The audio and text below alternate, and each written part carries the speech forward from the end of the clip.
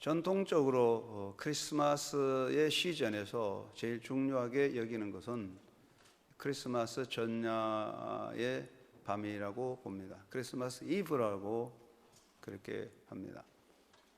서구 사회, 제가 미국에서 목회할 때 미국 교회들을 보면 크리스마스 전야 예배, 크리스마스 이브에 다들 모여서 예배를 드려요.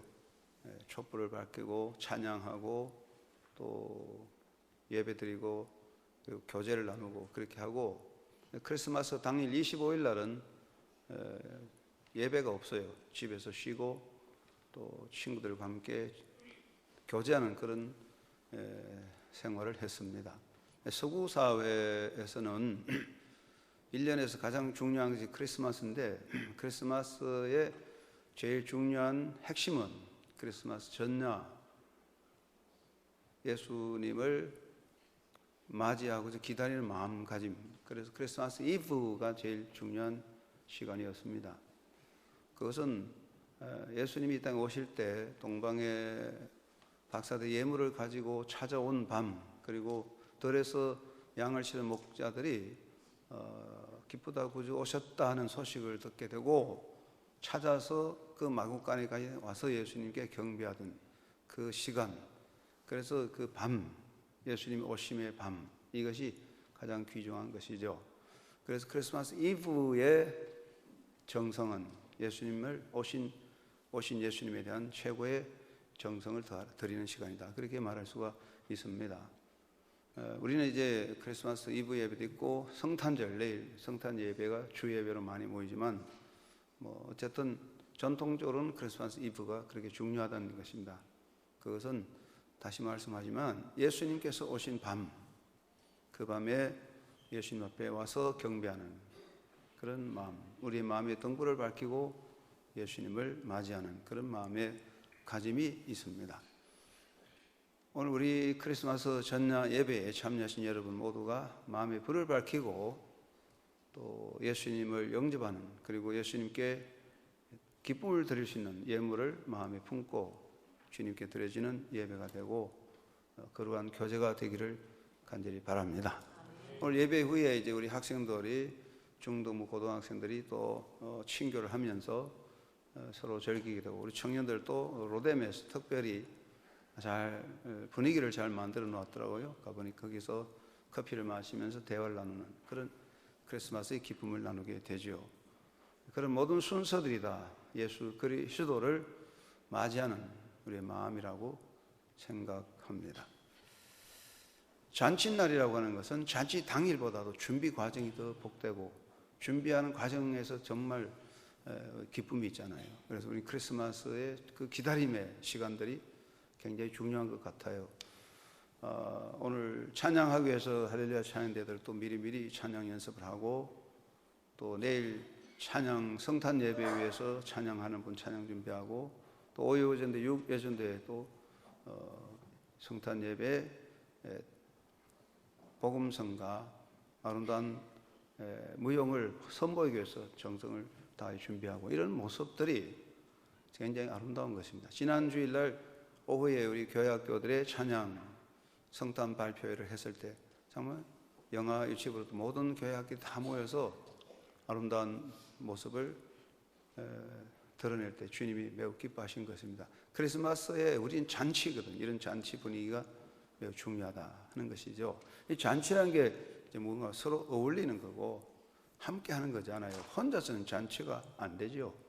그래서 우리 다 함께 모여서 예배하고 경배하고 기뻐하는 그런 것이 아름다운 일이라고 생각을 합니다. 예수님이 오셨다는 사실은 굉장히 중요한 것입니다.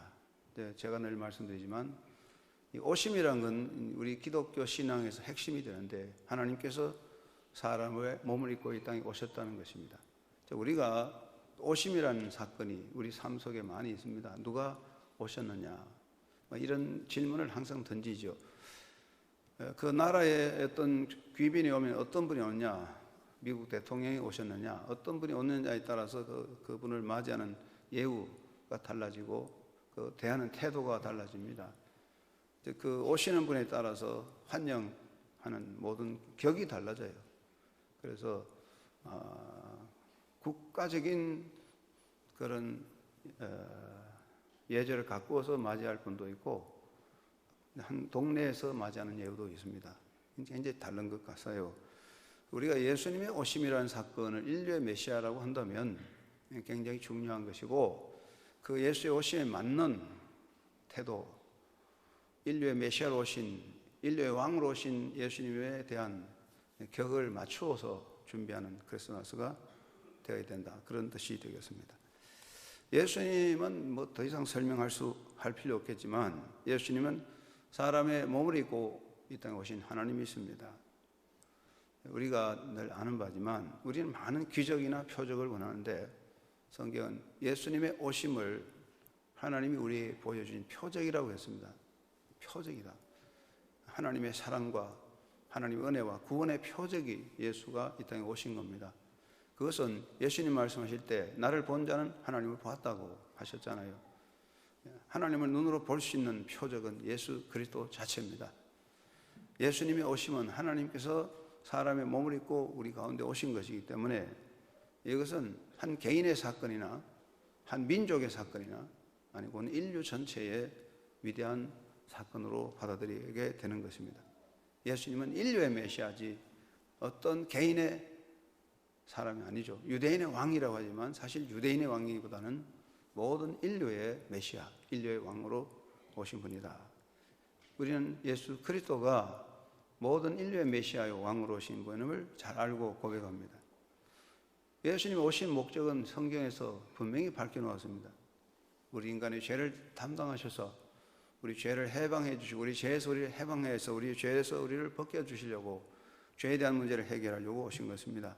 인류 역사상 많은 성령군자가 있고 많은 지도자가 있고 많은 사람이 왔지만, 철학을 열고 학문을 열고 종교를 열고 지혜자가 많이 왔지만 인간의 근본적인 죄 문제를 해결할 수 있는 사람은 없었습니다. 이건 인간의 죄 문제는 철학으로, 종교로, 윤리, 도덕으로 해결할 수 없는 거거든요. 깨달음으로 되는 것도 아니기 때문에 예수님께서는 이 모든 문제를 아시기 때문에 인류의 문제, 근본적인 죄 문제를 해결하시고자 죄에서 우리를 해방해 주시려는 해방자, 메시아로 오신 것입니다. 그런데 그 죄에 대한 해결은 하나님의 절대 주권으로 되는 게 아니거든요. 하나님의 공의로서는 죄에 대한 심판이 절대적이기 때문에 예수님은 하나님이시지만 스스로 인간의 죄를 대신하여 십자가를 지심으로써 하나님의 공의를 실현한 것입니다. 인간을 죄에서 해방할 수 있는 길은 그 죄에 대한 형벌이 있어야 됩니다. 그런데 하나님께서 그 형벌을 스스로 받으신 겁니다. 예수님은 나의 죄, 우리의 죄를 대신 지시고 형벌 받으시고, 그래서 우리를 죄에서 해방하는 의로움을 주시고 하나님의 의와 인간의 의를 이루시고자 예수님이 이 땅에 오신 것입니다. 그래서 우리를 죄에서 해방해 주시고 건져 주셨습니다. 우리가 구원을 속량이라는 말이에요. 속량, 리뎀션. 이 말은 죄값, 노예의 몸값을 치른다는 거 아닙니까? 인간의 모든 죄값을 예수님이 치르시고 우리를 자유하게 하시려고 예수님이 오신 거죠. 한마디로 말한다면 예수님은 우리의 죄에 대한 죄값을 치르시려고 사람의 몸을 입고 오셔서 이 땅의 메시아가 되신 거죠. 이것은 대단한 것입니다. 우리에게 뭘 요구하러 오신 거 아닙니다. 너 이것이 부족하다, 이것을 더 해야 되겠다, 이것이 모자라니까 이것을 보충해야 되겠다, 요구하거나 강요하려고 오신 분이 아닙니다. 무엇을 가르치려고 오신 분도 아니라 예수님은 인간이 해결할 수 없는 기본적인 근본적인 문제, 죄에 대한 문제를 해결하려고 스스로 죄의 형벌을 받으시려고 이 땅에 오신 것입니다. 우리의 죽음의 수렁에 뛰어드신 것이죠. 이것은 위대한 사건입니다. 이건 언어로 표현할 수 없는 위대한 하나님의 사랑의 역사인 것입니다. 그런데 우리가 이렇게 예수님이 오셨는데 예수님이 오실 때 상황을 우리가 한번 살펴보면 그 메시아가 이 땅에 오시는데 사람들은 어떻게 예수님을 대했습니까? 첫째는 무관심이었습니다. 예수님이 오실 때에 아무도 예수님의 오심에 대해서 대비하지 않았습니다. 이미 성경은 구약 성경에 베들레헴에 메시아가 오신다고 분명히 처녀의 몸을 통하여 메시아가 오신다고 예고되어 있습니다. 예루살렘에 있는 대제사장, 율법학자, 서기관 이들은 성경을 잘 알고 있고 매일매일 구약 성경 예언서를 읽고 가르치는 사람들입니다. 서기관 율법학자들은 성경에 대한 전문가들입니다. 이미 성경 안에 예고되어 있는 메시아의 오심에 대해서 다 알고 있지만 그들은 관심이 없었어요. 예수의 오심에 정작 관심이 없는, 오히려 자기 인간적인 세속적인 문제에 관심을 가지고 무관심이었습니다. 관심을 가지고 준비하고 기다려야 될 사람들이 정작 무관심으로 전혀 오심에 대한 마음가짐을 갖지 못했던 것을 볼 수가 있습니다. 우리가 볼 때 그분들이 정말 기다리고 준비해야 될 사람들인데 예외로 그들은 무관심했습니다. 두 번째는 냉대입니다. 베들레헴 사람들은 예수님을 냉대했습니다. 베들레헴 사람들 다 나쁜 사람들은 아닙니다. 베들레헴 사람도 서민들이고 다 착한 사람들이겠죠. 그러나 그들의 악당들은 아닙니다. 예루살렘으로 들어가는 길목에 있는 조그만 동네, 떡동네 베들레헴, 많은 사람이 성지순례 오면 베들레헴에 들려서 잠을 자고 음식을 먹는 떡동네, 그 동네 사람들, 많은 손님을 만나게 되는데 다윗이 양을 치던 그 목동의 들판이었지만 이제는 베들레헴이 예수님을 맞이할 수 있는 준비가 되지 않았고 오히려 베들레헴 사람들은 그 위대한 사건 앞에 예수님에 대한 냉대입니다. 방한칸 주지 못했다. 우리가 쉽게 말하는 이야기지만 베들레헴 사람들은 자기 삶에 바빠서 냉대했던 것입니다. 그 시간이 그렇습니다. 그 시즌, 예수님이 오셨을 시즌이 어떻습니까? 바로 호적을 하기 위해서 많은 사람들이 모여듭니다. 총독 구레네오에 의해서 호적 명령이 내렸기 때문에 자기 동네로 가서 호적하다 보니까 다윗 베들레헴 사람들은 베들레헴으로, 예루살렘으로 많은 사람이 몰려오다 보니까 사람이 많이 모였습니다. 그러다 보니까 여유가 없게 되죠. 그러니까 여관을 하는 사람들이나 이런 관리 사람들은 그런 기회를 통해서 많은 손님을 받고 접대를 하게 되는데 그러다 보니 빈 방을 줄 수가 없었습니다. 정말 예수님을 모실 방이 없었을까요? 그건 아니겠죠. 사람들은 냉대한 거죠. 소홀히 여긴 거죠. 메시아가 오셨지만 사람들은 거기에 관심을 갖지 않았습니다. 예수님께서 헤롯 왕궁에 태어나시거나 위대한 로마 황제의 집에 태어났다면 사태가 달라졌을 것이지만 마구간에서 태어나신 예수님, 아무도 관심 갖지 않고 냉대를 했습니다. 세 번째 어떤 사람이 있습니까? 고의적으로 예수님을 해치려는 사람들이 있었습니다. 바로 헤롯입니다. 헤롯 왕은 동방에서 온 박사들로부터 유다의 왕이 오셨다는데, 유다의 왕이 태어나셨다는데 어느 곳에서 태어나셨는가 하고 물을 때 헤롯은 크게 충격받았습니다. 나의 통치권을 위협할 자가 어디 있는가? 그래서 헤롯은 그 사건을 통하여 오히려 음모를 꾸미고 그 시대에 태어난 예수님과 같이 비슷하게 태어난 어린아이들을 다 죽이게 되는 어마어마한 비극을 만들게 되었습니다. 예수님이 오셨을 때 헤롯은 자기 왕권 때문에 예수님을 죽이려고 하는, 예수님에 대한 악을 행하게 되었던 것이죠. 예수님은 인류의 메시아로 오셨지만 무관심, 꼭 관심을 가지고 정말 기다려야 될 사람들은 무관심했고, 예수님의 동네, 베들레헴 동네 사람들은 냉대했고, 그리고 권력자들은 오히려 예수님을 해치려는 악을 행하였던 것입니다. 어떻게 보면 이러한 모습들이 지금 우리가 살아가는 시대의 모습이 아닌가, 그렇게 생각을 합니다. 예수님이 오시는 우리 삶 속에 오늘 또 예수님을 우리가 어떻게 모시고 있는가, 이것을 우리가 생각해 보는데 여기에 예외적인 사건이 하나 생겼습니다. 그것은 동방으로부터 온 박사들입니다. 동방에서 3명의 박사들이 예물을 가지고 왔습니다. 이것은 옆에 있는 동네 사람이 아닙니다. 이 사람은, 이 동방에서 온 박사들은 예루살렘으로 찾아온 단순한 순례객자들은 아니었습니다. 아니면 갈릴리 땅에서 온 사람도 아니었습니다. 멀리 정말 힘든 그 길을 찾아온 사람들이죠. 우리가 크리스마스를 하면 그 낙타를 타고 오는 그 동방의 박사들의 모습을 우리가 보잖아요. 험한 길을 오랜 세월 동안에 오셨다는 거죠. 그만큼 그들은 지극한 정성을 가지고 그냥 무성의하게 온 것이 아니라 동방의 위대한 왕이 왔구나, 지극한 정성을 가지고, 그리고 확신을 가지고, 정말 우리 시대의 지도자가 태어났다 하는 확신을 가지고, 그리고 그냥 온 것입니까? 귀한 예물을 가지고 황금과 유황과 몰약을 준비해서 찾아온 것입니다. 무관심했던 유대 종교 지도자들, 냉대했던 베들레헴 사람들, 오히려 예수님을 해치려 했던 헤롯과는 대조적인 모습이 여기 드러나고 있습니다. 동방에서 온 목사들, 이들은 예수가 누군지 모릅니다.